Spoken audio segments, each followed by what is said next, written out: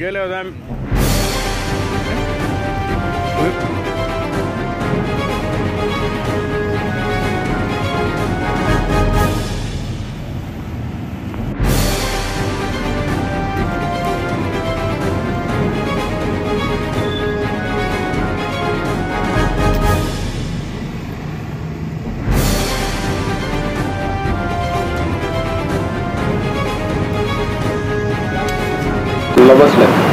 आमची जमिनी विमानतळाने घेतलेली आहे भाड्यानं, त्याचं आज बी भाडं दिलेलं गेलेलं नाही.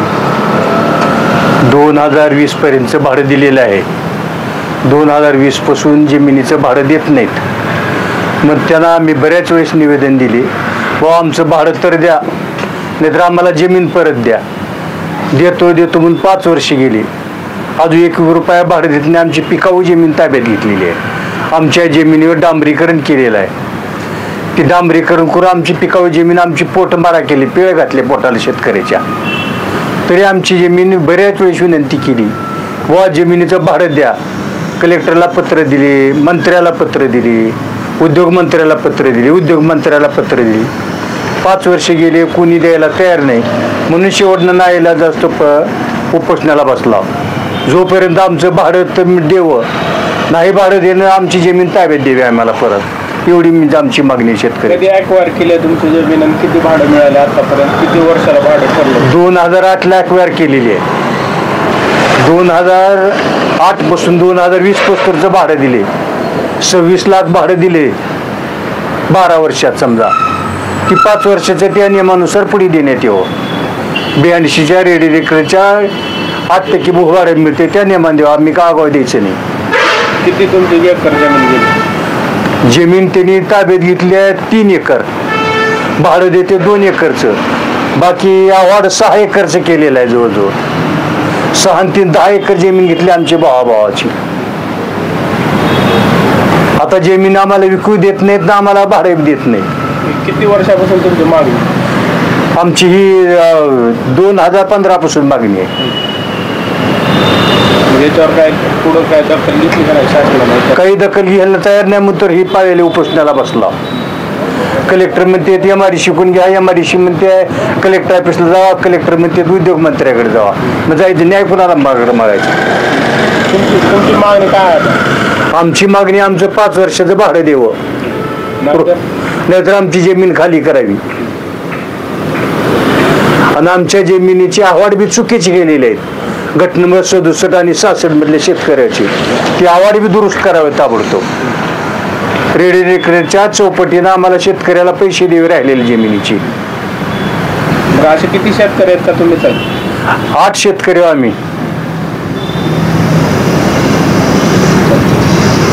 नाव का?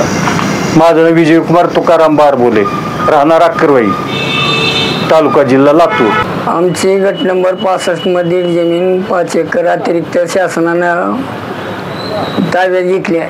त्याचं भूभाडंही नाही, महाविजाही मिळालेलं नाही आम्हाला. तर हे आमचं भूभाडं बी देण्यात यावं आणि अतिरिक्त जमिनीचा महाविजा देण्यात यावा, याच्यासाठी उपोषणाला बसलेलो आहोत. किती जमीन घेतली तुमची? 5 एकर. किती वर्षापासून तुमचं बाकी? 2008 पासून 5 एकर जमीन ताब्यात आहे. त्याचं भूभाडंही नाही आणि त्याचं महाविजाही आम्हाला पोहोचलेलं नाही. गट नंबर 67 मध्ये 1 एकर आहे. एकूण जमिनीचे आम्हाला भूभाडे महाविजा देण्यात यावं. शासनाने आम्हाला आमच्या मागण्या मान्य कराव्या. नाहीतर तुम्ही काय करणार? आम्ही आमोर उपोषणाला शासनाला बसून आमच्या हक्काचे पैसे मागून घेणार. माझं नाव आत्माराम हरिश्चंद्र बारबोले, राहणार अक्करवाई, तालुका लातूर. बालाजी तुकाराम बारबोले, राहणार अक्करवाई, तालुका जिल्हा लातूर. आमची अक्करवाई येथील जमीन 2008 साली शासनाने एअरपोर्ट विमानतळासाठी ताब्यात घेतलेली आहे. 2008 पासून 2020 पर्यंतचं भाडं दिलेलं आहे. 2020 पासून आजपर्यंतचं भाडं शासनानं कितीही पाठपुरावा केला तरी बी आम्हाला शासनाने भाडे दिले नाही.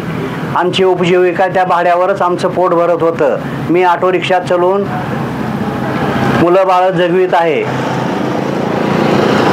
काय करायला पाहिजे शासनानं? शासन आमची दखलच घ्यायला तयार नाहीत.